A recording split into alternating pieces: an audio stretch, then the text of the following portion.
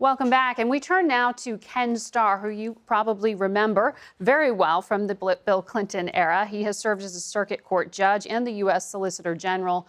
And many Americans came to know him during that investigation into Whitewater and other controversies, including Monica Lewinsky during Bill Clinton's presidency. And I think in many ways, thank you for coming on today. You are so uniquely positioned to give us some perspective on what is playing out now in terms of the special counsel's probe of President Trump, his campaign, and these Russian interference allegations.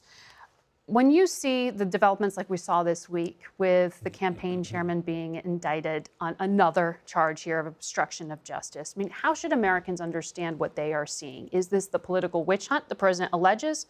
Is this a serious case? It's definitely a serious case. We know that from the indictments and guilty pleas that have already been obtained. So what we're seeing is the special counsel, Bob Mueller, whom I know and whom I greatly respect, just following the evidence as he sees it. Now, these are charges, presumption of innocence in the United States, and that's a very precious right that we have. These charges are going to have to be proven. But what this shows is that Bob Mueller is very seriously looking at a variety of issues and questions. Well, we also know that Bob Mueller's team is talking with the president's own attorneys about getting the chance to interview him. You faced some of these questions when you were dealing with then President Clinton. I think you went to him something like 6 times. You ended up having to subpoena before ultimately he agreed to sit down. If you were consulting with President Trump's lawyers, would you advise him to sit with counsel and sit with Bob Mueller? I think they better be cautious, and I think they are being cautious. First, we have to remember this is the President of the United States, and this is an authorized law enforcement investigation. So that makes the situation unique.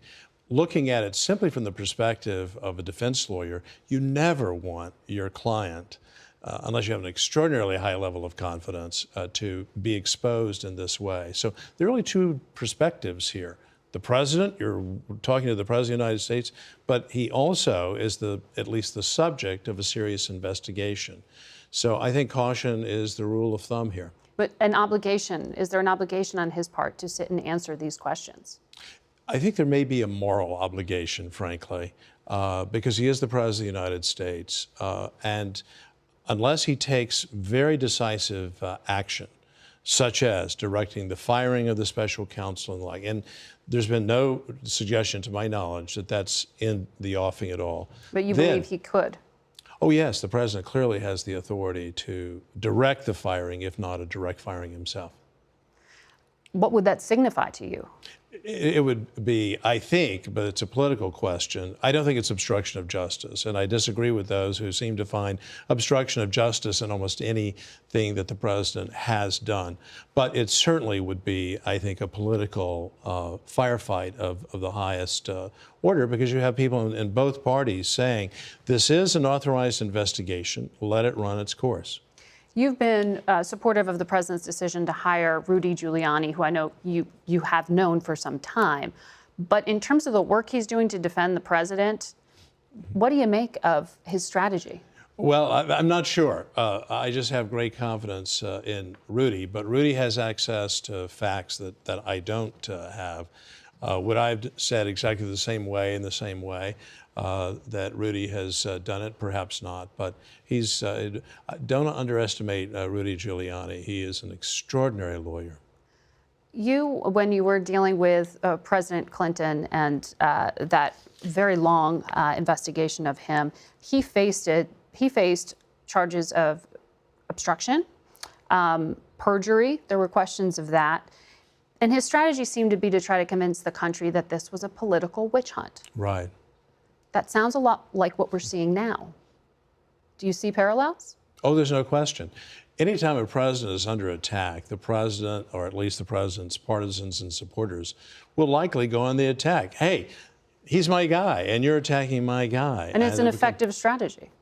It can be, happily, well, I shouldn't say happily, but I think there was accountability. Whatever people think of the investigation during the Monica Lewinsky phase, the president had to eventually concede that he had not conducted himself as he should in a very serious manner when he was under oath. That's the key. It was all about the rule of law. I want to ask you about Monica Lewinsky, who went public this past year saying she met you once in a restaurant. For the first time. Right. And she said she kind of expected an apology for how things went for her, but you didn't offer one. Do you think one's needed? No. With all due respect, Monica, and I wish her all the best. Her life has been disrupted, but the evidence is the evidence, and she was part, as we saw it, of an effort to obstruct justice and to commit perjury. Ken Starr, thank you very much for coming on Face the Nation. My pleasure.